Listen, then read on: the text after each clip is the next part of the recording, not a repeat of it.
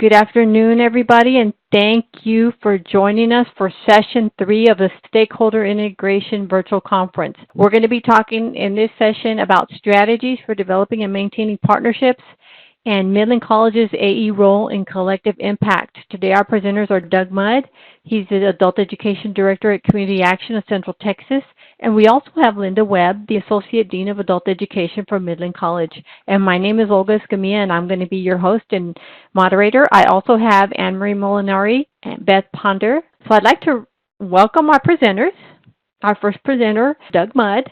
And Doug is the Adult Education Director for Community Action Incorporated of Central Texas. He's been with the organization for 15 years. He started in adult education as a GED math instructor, moved up to area coordinator, and then eventually he was promoted to his current position as director. He holds a master's degree in communication studies, and he's married. He has 2 kids and presently lives in Kyle. So welcome, Doug. We also have Linda Webb. Linda Webb is the Associate Dean of Adult Education at Midland College. She has 17 years in adult and developmental education. She's a mom, a wife, a gardener, novelist, and a keeper of secrets.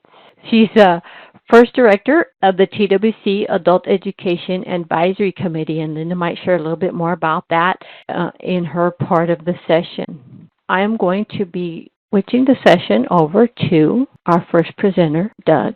So, Doug, you are on. Hope you all are doing well today.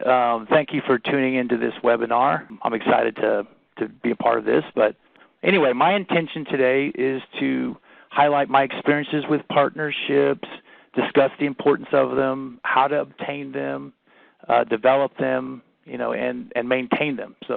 And we know it's not always easy. The partnerships are difficult sometimes. And all of us, whether you're a director, teacher, coordinator, career counselor, career navigator, or administrator, all of us in adult education rely upon partnerships to survive. So I hope this info will be helpful to you in whatever position you're in. But before I get started, let me talk a little bit about Community Action's adult education program. Okay, so Community Action, we serve 9 counties that surround Travis County. We are in Central Texas. Our biggest county is Williamson County, and our second biggest is Hayes, where our admin office is located. We provide services to 2,000 students annually, 12-plus hour students annually. We're one of 2 nonprofits, so also the Literacy Council of Tyler is one, and then Community Action is the other. And we have 178 classes, and we have several different services. So we have our GED, high school equivalency. We have our ESL for professionals. We have 3 or 4 workplace ESL. We have reentry, high school equivalency, and we have a bazillion IET programs. Well, really about 10, including bookkeeping. We have entrepreneurial. We have our construction trades, HVAC, plumbing, electrical. And then we have our healthcare programs, nurse aid, phlebotomy, patient care tech, med aid. And then we have a Microsoft Office specialist. So we kind of have a variety. We're a medium-sized program. Just want to give you kind of perspective on, what our size is. Okay, so partnerships in adult ed. Why are they so important to our survival? So let me tell you a story. 5.5 years ago, in 2014, Community Action's adult education program was afraid of losing its funding. At the time, the Texas workforce just took over as governing body. We just found out that we'd be required to provide services to twice as many students as we ever had before. So we were a bit freaked out at that point. We started feeling hopeless. But needless to say, by 2016, we ended up on a TAP, a technical assistance plan, for our enrollment shortfall. So it's not fun. So, you're kind of under scrutiny. You feel like you're not doing a good job. And so it was, a big problem. But, and our problem was that we needed more students and we needed more classroom space. So I got together. What we did is, I got together with our supervisory staff, coordinators, and discussed outreach strategies. So in the end, it was partnerships that saved our program. We first started, our focus was on our biggest county, Williamson County, and what we did, we sought out entities that were already providing similar services. So specifically, one of my Williamson County coordinators reached out to a faith-based organization, LifeBridge, who already had a volunteer type program, an ESL GED type program. And what we did was, we ended up offering to pay their teachers and coordinator. And what was great about that is we also found out later that they had a NCCER electrical and plumbing program as well as part of that organization. So together we developed IT programs for students and also the basic services. So that was a win-win. So our IET programs additionally, we reached out to ACC. So Kathy Dowdy, oh my goodness, she's been a lifesaver in helping us with that as well. She offered to provide adult education services in Williamson, Hayes County, where they had campuses and classroom space available. So now they are one of our one and only subrecipients, but between the two of them, LifeBridge and ACC, they provide approximately 600 students to our program, which we didn't have before. So just these two partnerships alone literally saved our program. So the good news is we're now off our tap and projected to even exceed our enrollment targets this year. So we're very excited about that.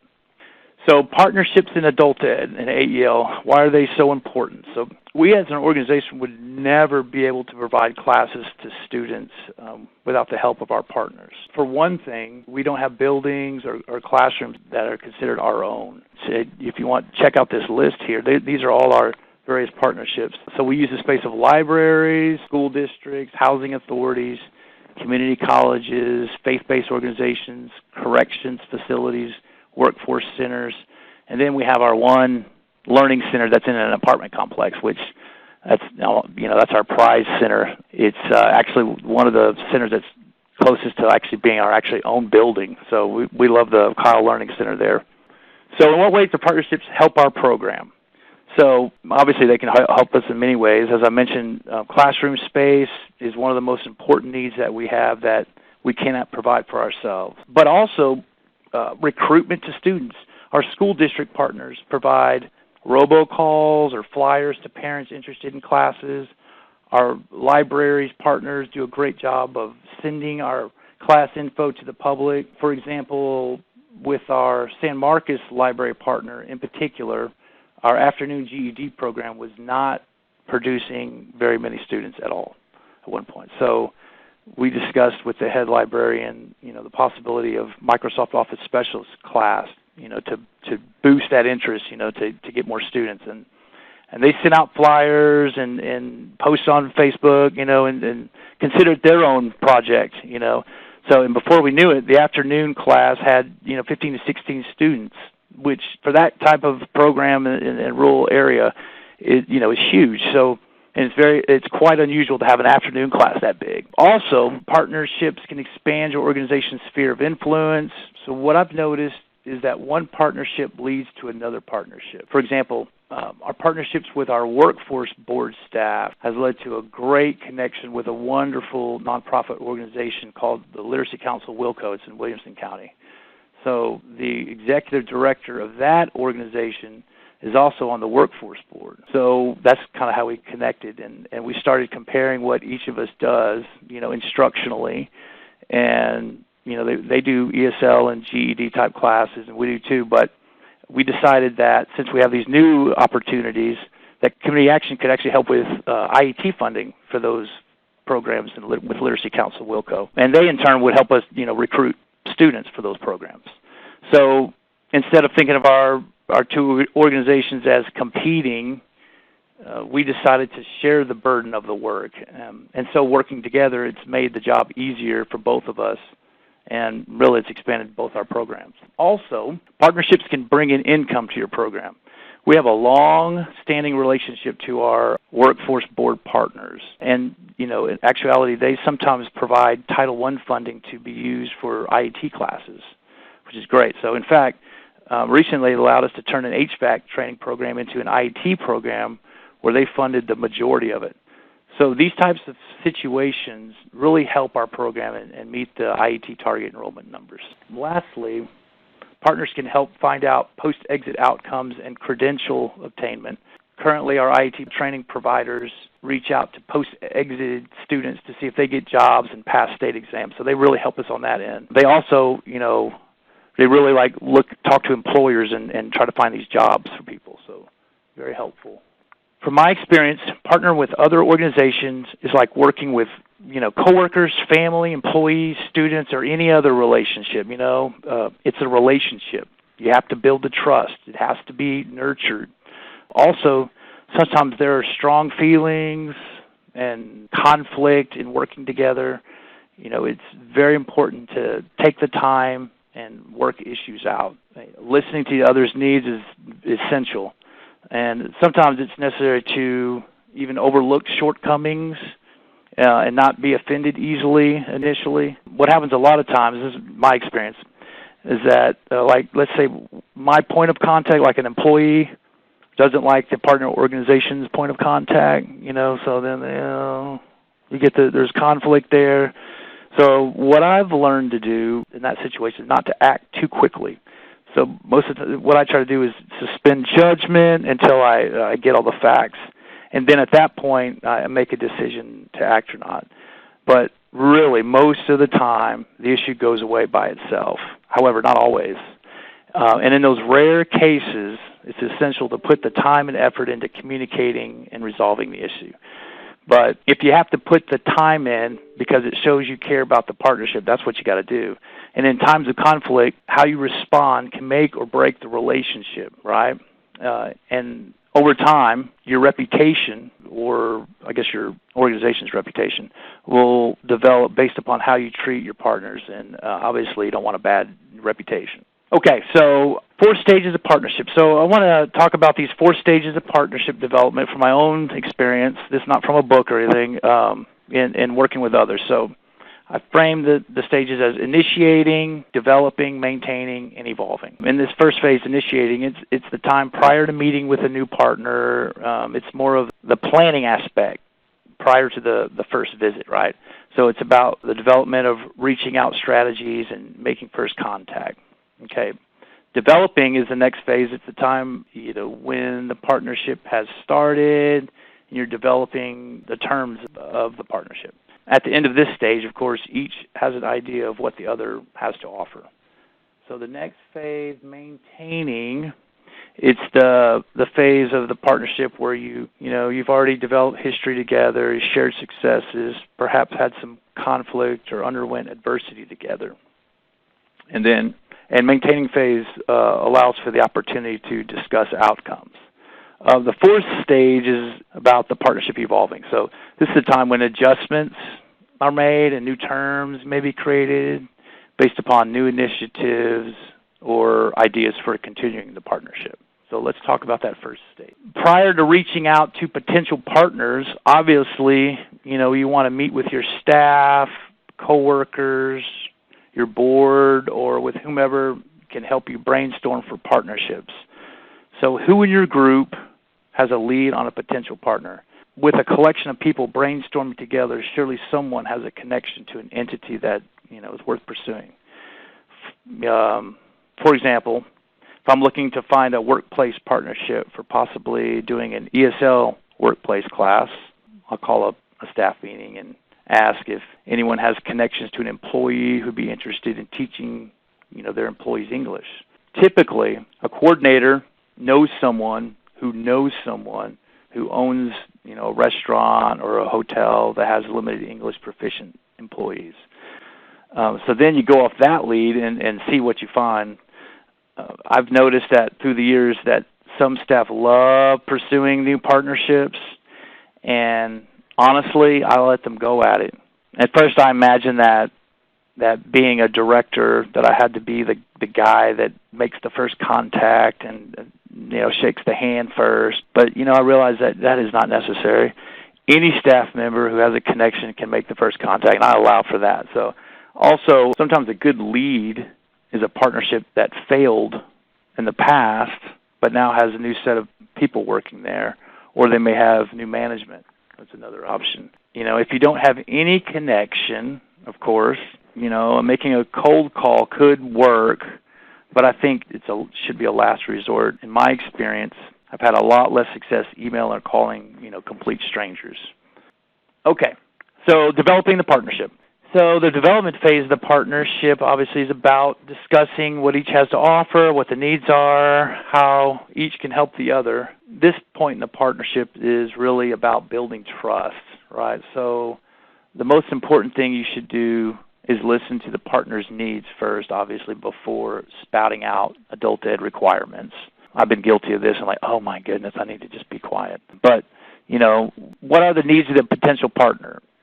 If, for example, you're meeting with your local workforce board or something, or someone like that, find out, what their eligibility is. Find out who qualifies for their funding. And that way you can see how you can fit into what they need, right? Then they will see you as a valued partner who may help them with their performance, right? But it is important, after understanding the other's needs and eligibility, it's important to be transparent with the AEL requirements, like orientation, pre-post testing, all that fun stuff.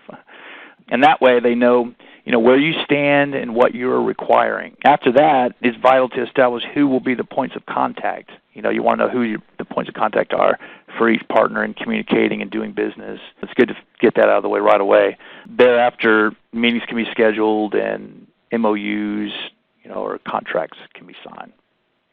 Okay, maintaining partnerships. Okay, after a partnership has been established and good work has been fulfilled, it's a good time to share data and celebrate performance outcomes. Of course, community action is not perfect at doing this. I'm talking about things that I'm preaching to myself too, because it takes time and effort to send reports, touch base, but I really believe in it. I really believe it can be profitable. What I like to do is send performance data through email, celebrate a certificate ceremony in person with students, and of course invite key partnership staff, and present performance outcomes at various partnership meetings. We know, partners love seeing positive outcomes. I know that.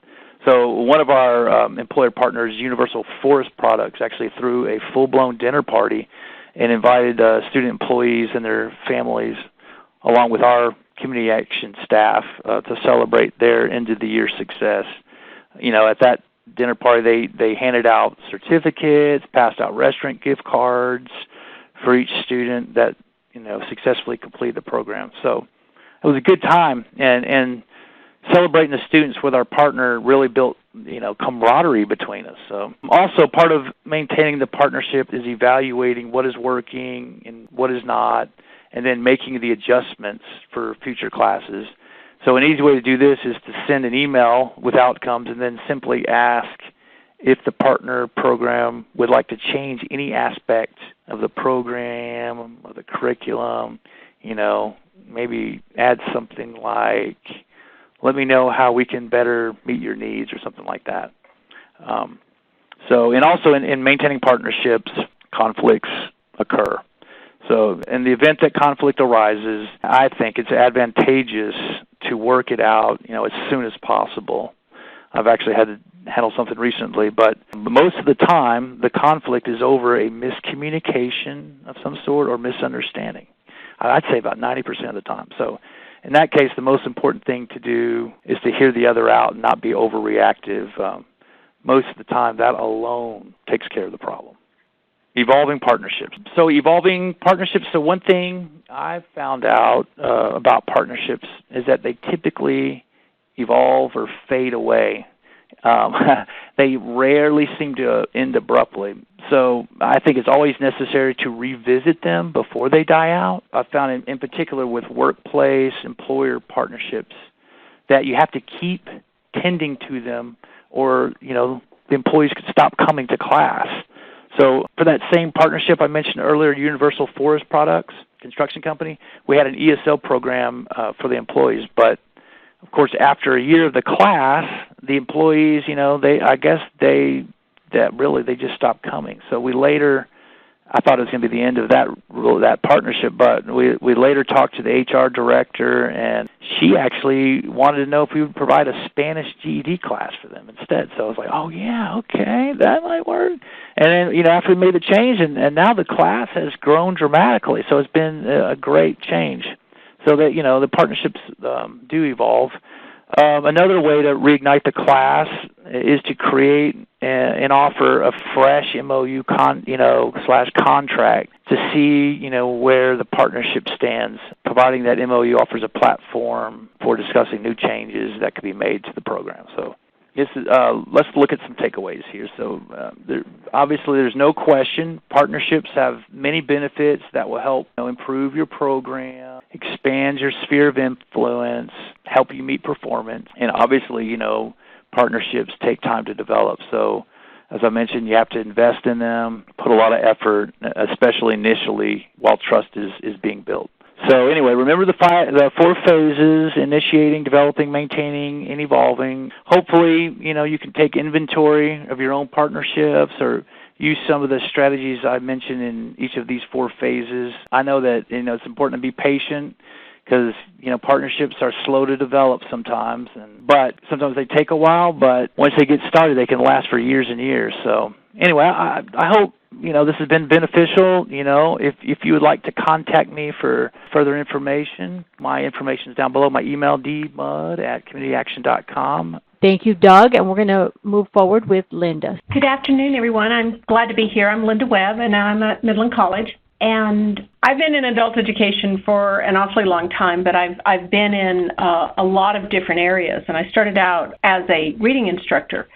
And it was in those classes that I realized that most of my students could read, but they just couldn't read English. And our college did not have an ESL program. So I've evolved as a developmental instructor to the director of adult education and then to a college dean. And so often, so many students don't get a chance to meet their potential. And so I always call it the human capital. And we're in this very interesting climate now about women and poverty and adult education. And they all have kind of formed a congruence where we're really talking about those adults that are left behind. And it's a very difficult conversation to have within a community.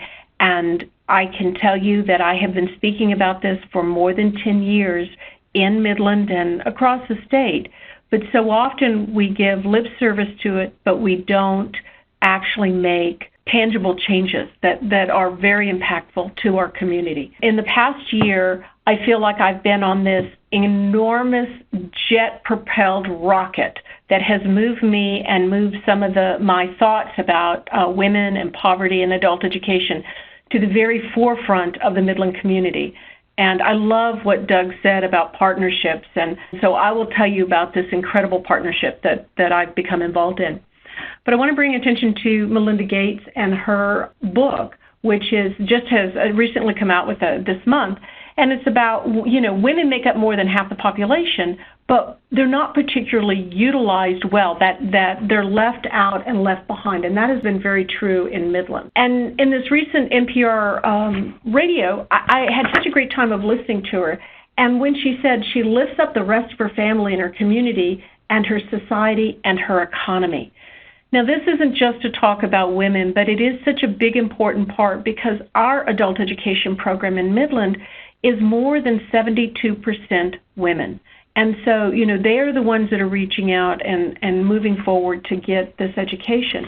And I do think that that's a way. That's just one little piece of data. And I'm going to have a lot of pieces of that I've been pulling together. Well, I'm in Midland, Texas. You could pretty much say that we have zero unemployment. And employers can't find workers. And yet, when you look at it, that 1 in 4 adults is not literate in Midland. And you can see these statistics that there are not a lot of English speakers. There are more than half of single women live in poverty. And this is really striking. And I started looking into this after I had joined the peer network last year with Amarillo College. And that had a chance for me to look at poverty as an impact to not only the community, but to an adult education program. And it may seem like, oh my gosh, this is such common sense. It's not just, it's not. It may be to us that are in the weeds of dealing with it, but it's not to the public that's out there. It's not to the movers and shakers in a city. So one of the things that we've really done, and Amarillo College has talked about this, is look at the data. So we looked at it globally in the city to look at who are we talking about and why is it so important to the schools and to the community. And the thing that I'd like for you to notice is that kids in grades 1 through 4 are at the poverty rate of 10%. But here's another fact, that is more than 70% of school-age children in the public schools in Midland could be on free lunch. So it's the children and their parents, and it's not that every parent wants the best for their children. And so you're beginning to see that it's women and Hispanics in our community that have been left out of this incredible economic boom. Here we have this community that's so wealthy in so many ways, but I find the part that's just heartbreaking is that every morning I drive by the private airfield on my way to work, and 5 Lear jets are lined up for some destination at the turn into the campus. And these are the movers and shakers. Now, they're going out to find oil fields and, go to Houston and hit Austin for some kind of major change in the environment, but one of the things that they're leaving behind is that every city's growth will be determined by its educational gains. And I think that that's something that ought to be on everybody's billboards. And it doesn't sometimes seem that way. So with all this wealth, I started asking on my own community. I said, I had a meeting last year with the vice president, and I asked him, I said, can we get more certificates WIOA certified here at the college? And she looked at me and she said, who in this economic climate would ever need WIOA funds? And that was a real tell that if my own administration didn't realize the impact of poverty and the necessity to be able to provide a way to education, that I had a lot of work to do. Well, you can see from this slide this comes from Educate Midland, that 17% of the adults have not completed high school. So we have a very large group of students that are really not going to be getting the higher paying jobs. They're going to be the individuals that have to work the hardest in the oil field in the most dangerous jobs. So in this conversation that I had with my vice president, I told her, I said, more than 68% of the 1,000 adult ed students in the Midland program could receive WIOA funding. So I'm in this community that never thinks that poverty is close by, and the growth of Midland is one of the top in the nation. And as people come here to work in the oil field, the money is great, but the work is dangerous, and the cost of living is high. As you know, that WIOA, that you have to have a base of $37,000 or less, and to be able to live in Midland, it is considered that you need to be making $50,000 a year. So in this, I got invited to a coalition of collective impact, and so I'm going to talk a lot about collective impact. And the group is called Educate Midland. And they began their conversation with trying to bring early childhood readiness up front. So they met in 2014 through 2017 and came up with an action plan and really have put together some incredible pieces. And I am going to be a recipient of some of that success that they did in early childhood education, in adult education. And I'll share that in just a minute. But the more important part about this one is that with this collective impact, we can sit at the table and talk to lots of different individuals. And as you can see, one of the things is that it brought educators and oil men and executives and community action and nonprofits together to the table.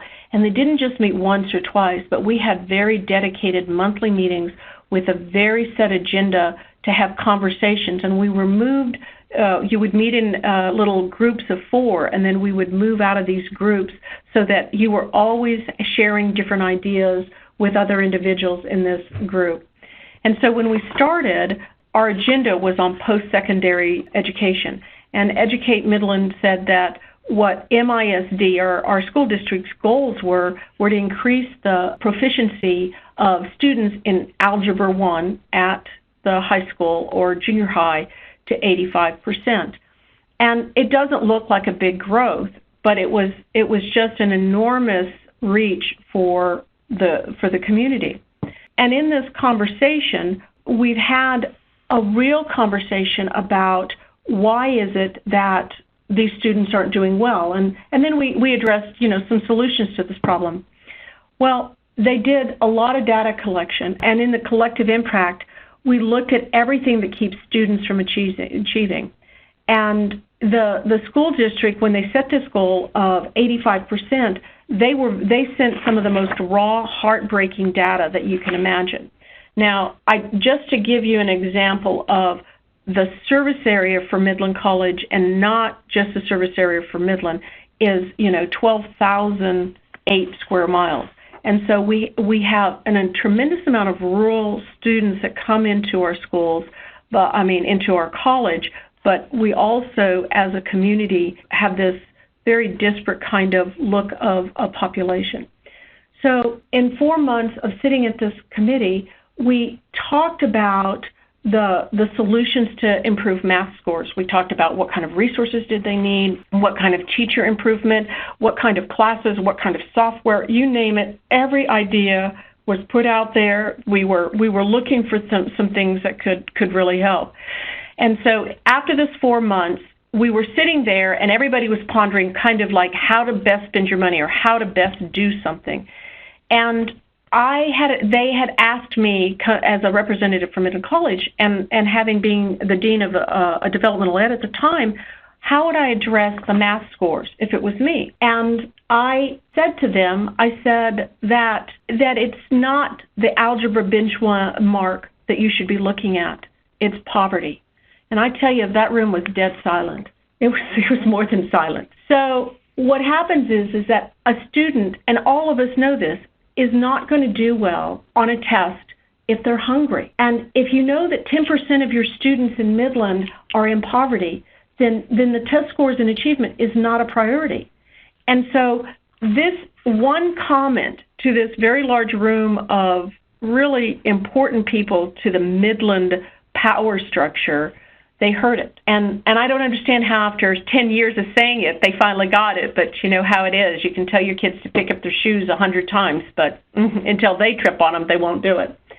So we started this conversation about understanding poverty, and it matched all of the data that had been looking at zip codes and school streets and locations and neighborhoods where students were not doing in the Algebra 1, they weren't doing well, matched with these students that were considered at risk and at poverty.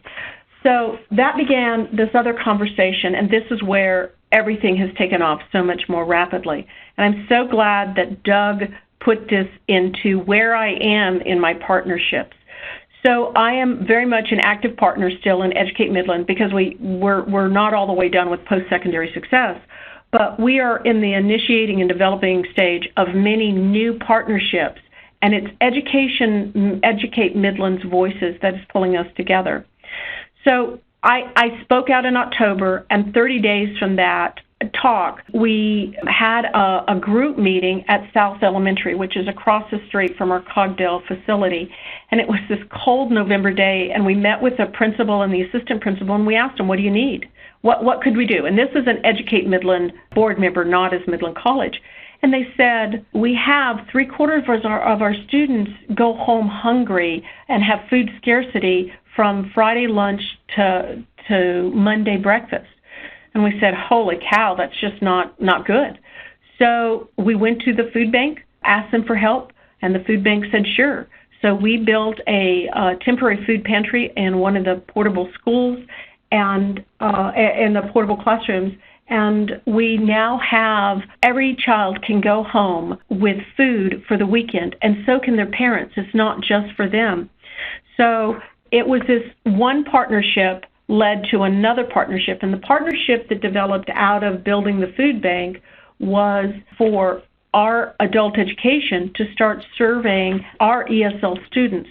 And as I said, our program, our ESL program, is across the street from South Elementary. And this school has always been, considered one of the not only poorest, but also on report to TEA for just in academic achievement. It's just at the very bottom. So when we realized we also had parents that were there at South Elementary, it drove kind of a stake through my heart to realize that I was not aware that I had so many moms and parents that weren't able to provide for their children. And that's something that we're addressing in our program.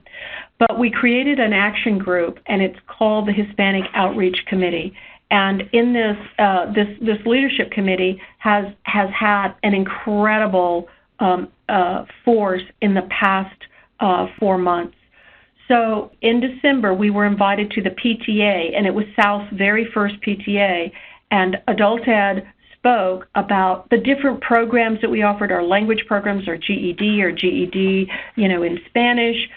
We talked about our IETs. We recruited, and without even trying, we had 5 women that said, we'd like to join your new network class that was going to start in March. We also came from this is that as we've met in February, March, and April, more people have joined our Hispanic Leadership Committee from other nonprofits. So now the hospital is being able to provide help. Texas Tech is providing help, mental health help for us.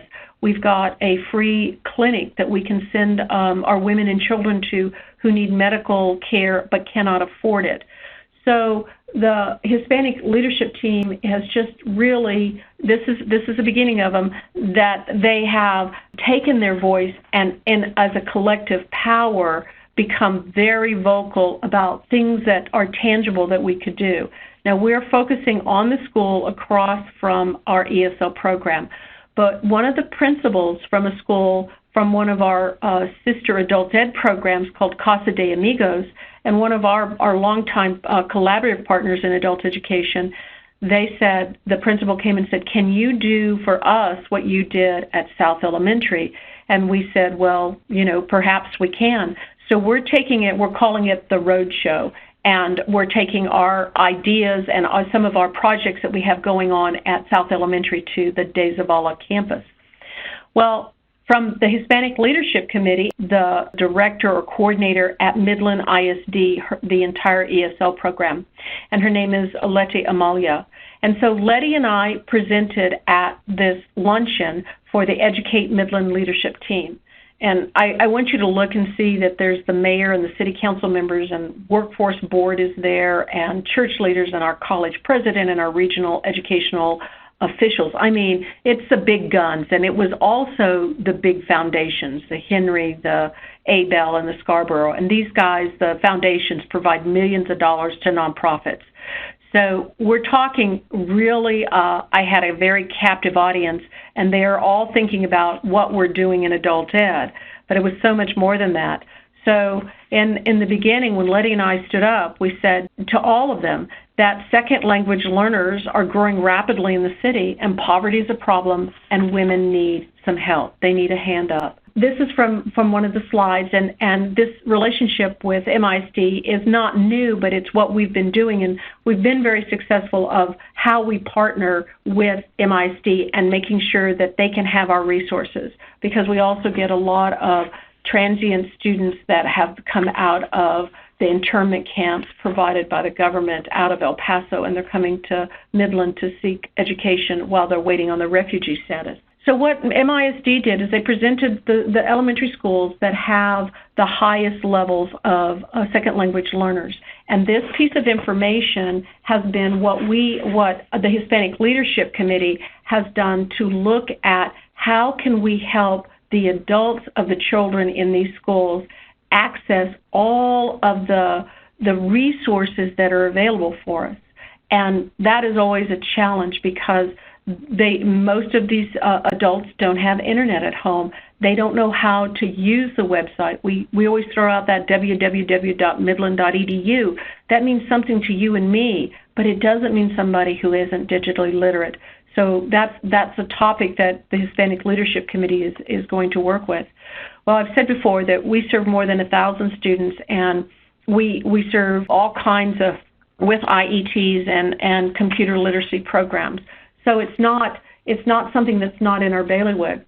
As we started looking into each of these items, we really decided that the community needed to know so much more about what collective action is doing for them in Educate Midland. And one of the takeaways from when we ended our presentation with MISD, we said, education drives the economy. And you've got employees if you only would train them, and that means that those that have not gotten their GED, or those students that those adults that don't speak English.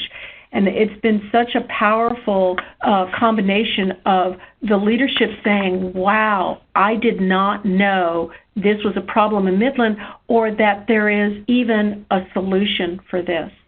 So as I said, those major foundations were at our meeting when we presented in April. The ABLE Foundation brought all the adult education programs in the city that they knew of. And they brought in a speaker, and her name was Vicki Clark, and she is a facilitator for talking about community growth. And what she did is that she let all of us talk, and it's amazing. Other than the 3 true adult education providers here, not one person in the room realized that Midland College was offering adult education services, ESL, GED, IETs. And I'm not silent, and I'm out there all the time promoting it. But it's so interesting who didn't know. So we're now getting the word out, which is very, very important. But I think what's even more is that we were able to share these resources. So I'm still initiating partnerships. This Monday, I met with all the adult education members that came to the April meeting, and we had lunch, and we talked about what did they need, what did we need. Just like Doug said, we started sharing our story and then where we are and what we can do. And so that is really the platform of collective action. With the adult education group, we've had such a really strong collective impact to move not only adult education into the forefront and to know that it's a resource that's available to the adults in the city, but also a resource that we can start implementing more tangible networks and partnerships with all kinds of nonprofits. So I wanted to share with you this email that I had just gotten recently from Mike Mills, and he has been our partner, and he is the director of the education outreach for Educate Midland.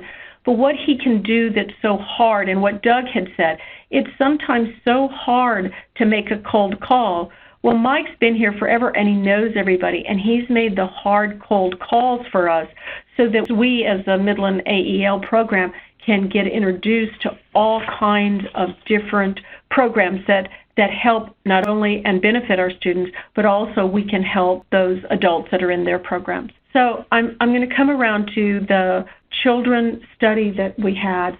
In 2014, Educate Midland had a national survey presented about why there were so few students ready for kindergarten in the Permian Basin. They did Odessa first, and then they did Midland.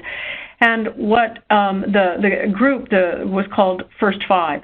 And the pre-kindergarten readiness was less than 45% in the city. So the folks that ran this study, it's also run from the University of Texas of the Permian Basin, UTPB. And they are now part of the Hispanic Leadership Committee.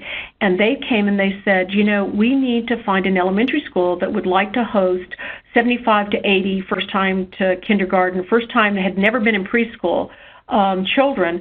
We'll provide lunch if they'll provide a classroom.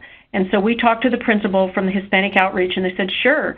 And as we were sitting in this meeting with the folks from the university, we said, those parents don't know anything about the resources that are available at MISD or through Educate Midland's website. So we're going to, while the children are in their class, we're going to be holding the adult literacy programs, and it'll be offered in English and Spanish. And one of the part, we're going to start with the very basics of digital literacy. We're going to teach them how to build an email address, how to be able to access the MISD website, how to know how to navigate that website so they can talk to their child's teacher, or that they can look at the grades.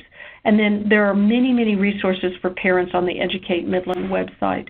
So this is the foray, but we're planning to take this kind of digital literacy with the help of the Hispanic Outreach to all the elementary schools with high ESL populations. So in this partnership with Educate Midland and our Hispanic Outreach, we've started saying, how can we bring more parents to our programs but not put it in a threatening way? And when we surveyed our adult students about what schools their children were in, we also began to, we knew their zip code area, but we didn't realize how locally they were to our adult education facility. So we are hosting movie night where we're providing idiomatic scripts to the families so that they can catch the idioms and learn about what's really the funny part of the movie. And this is also tied to a farmer's market that came out of the Hispanic Outreach Committee. So each month there's going to be a local farmer's market, and we're encouraging the women who are in our ESL classes and our entrepreneur classes, our IET entrepreneur, to take a tent and have a booth and present their wares or show off their skills. So that's a part of our family literacy program. So we have a website master in our ESL program, and she is an incredible, incredible resource. And so she said she would help us build, along with Educate Midland, how can we have kind of an educational one-stop so that I can partner with the 9 adult literacy programs in the city so that we can share information and it's easy to access and any adult can be able to reach it. And this was not a unique idea. I got this from COABE, and it was so amazing to see how Sonoma County built a web page, and it's very clean and very easy to use. And I have a link to that you can see. We have a community garden that we started, and we partnered with master gardeners to come out and help us start building it. It's in place. We have a weed session where we're going to come in and weed this garden on the 22nd of May. So, and the final thing that we are taking this fall, and our plan is to take digital literacy, again, into these elementary schools in the evening. So I wanted to share with you a few resources that I picked up from COABE when I went this March, and these were so interesting. So if you get a chance to look at the websites, you can see what they did by pulling lots of, especially the one from Sonoma County. They brought in lots of the adult ed resources, 3 or 4 community colleges, but they put them on one web page and they update them and use them. And they use a lot of social media, and it's something that we will be working on this summer to build a better social media presence. We're not there yet. We have some, but we're just not there. And being at a community college sometimes makes it more difficult. Our PR director really wants everything to run through her. So we thought we would kind of just bypass and go straight to Educate Midland to be able to push that information forward. So these are the pieces of information that I can share that are tangible. So you may be asking, you're saying, okay, so what does collective impact help with my AEL targets? Well, it has brought in students to our IET programs. We're only serving 5% of the adults needing literacy. So what if I increase that? If I increase the number of students that I serve, I'm really making an impact on my entire community. And, you know, we all know that reaching students in advertising is so hard, but if you have this partnership, and especially this collective partnership with with the different kinds of organizations that have many, many other contexts in their community, they're pushing our information out, and it's just been amazing to see the amount of positive feedback about, I didn't know Midland College offered this, but look at what the adult education program is. And so we're becoming kind of a live resource. I serve on the workforce board, and I have talked about adult literacy just to kind of make a quick presentation. But we are being invited next fall for a full monthly meeting presentation with Midland and Odessa, and my partner Denise Perdue at Odessa College. We're going to be talking about the impact of poverty and literacy and what we're doing to address it, but also kind of the help that we will need. And you know that capacity building is hard, and the hardest thing is always to find the right person at the right time to tell them about what you're doing and what you need. And this is something that this collective action through Educate Midland has allowed me to do. And I will shout out once again about Amarillo College and their peer network program. That has been monumentally helpful because it is a collective action. Those community colleges have come together. We are now a partner. You're no longer alone when you go to TWC and speak, and you're not alone when you're speaking to other community college presidents, because you have this huge resource of folks behind you that are doing the hard work like you are. And I'll give a shout out. Amarillo is having a poverty-informed practice in higher education on May 22nd, and I really recommend, if you have a chance to get to Amarillo, that the Donna Beagle who is speaking, she's transformative, and she gives you lots of good information of how can you make a change.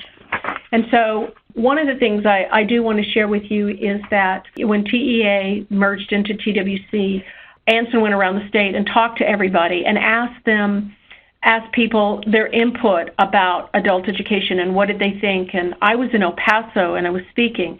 And it was so important because that community, and that's my home, so going to El Paso and having a chance to just talk and saying, you know, so often if we don't educate women, we're going to leave behind a whole generation of adults and children.